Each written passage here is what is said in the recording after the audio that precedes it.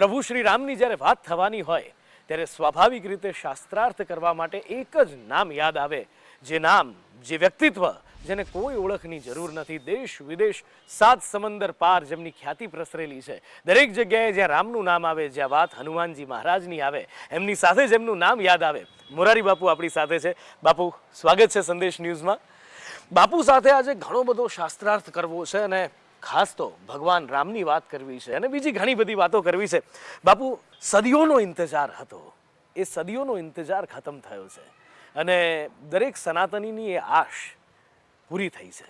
ભગવાન રામ એવું પરમ તત્વ છે જે શાશ્વત અને સનાતન છે.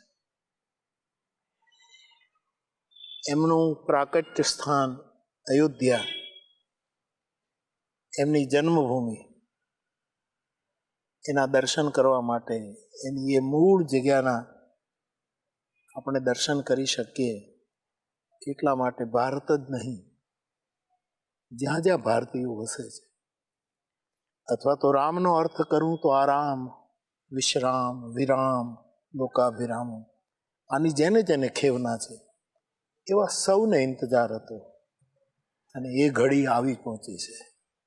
22 તારીખે ભગવાન રામ વિરાજમાન થવાના છે, 22 જાન્યુઆરીએ. એટલે ધન આજની ઘડી તે રળિયામ.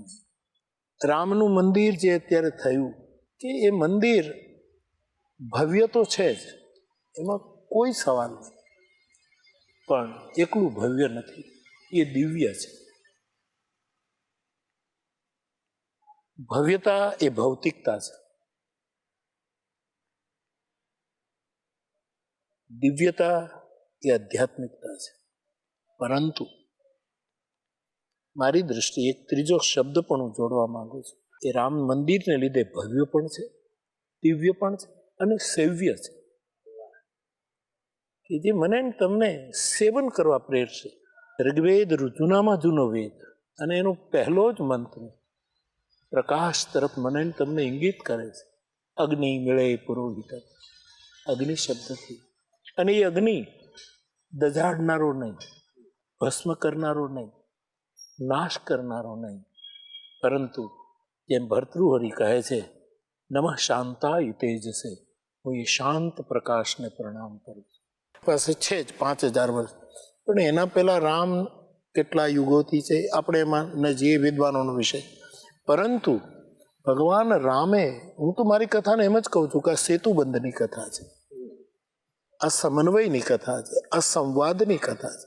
આ એક આપ કલ્પના કરો કે ભગવાન અયોધ્યા અને જનકપુરને અમુક વિચારધારાને લીધે, રામને કોઈ ભૂસી તો ન શકે, પણ એ ભૂલાતું હોય આધુનિક જમાનામાં, પછી એ પાશ્ચાત્ય દોડ હોય કે ગમે તે, આપણે એમાં નથી પડતા, પણ એ હકીકત છે. કારણ કે એ 4 ભાઈઓ, એ અદ્ભુત વસ્તુ કે જ્યારે એક ભાઈને, મોટા ભાઈને ગાદીના બદલે વનવાસ મળે છે અને જ્યારે ભરતજીને ખબર પડે કે મારા કારણે, તો એમનું જે દુઃખ છે એ કદાચ વર્ણવી નથી શકાતું. ધારતા તો ગાદી પર બેસી શકતા હતા, પણ પાદુકા ગાદી ઉપર બેસી રાખી.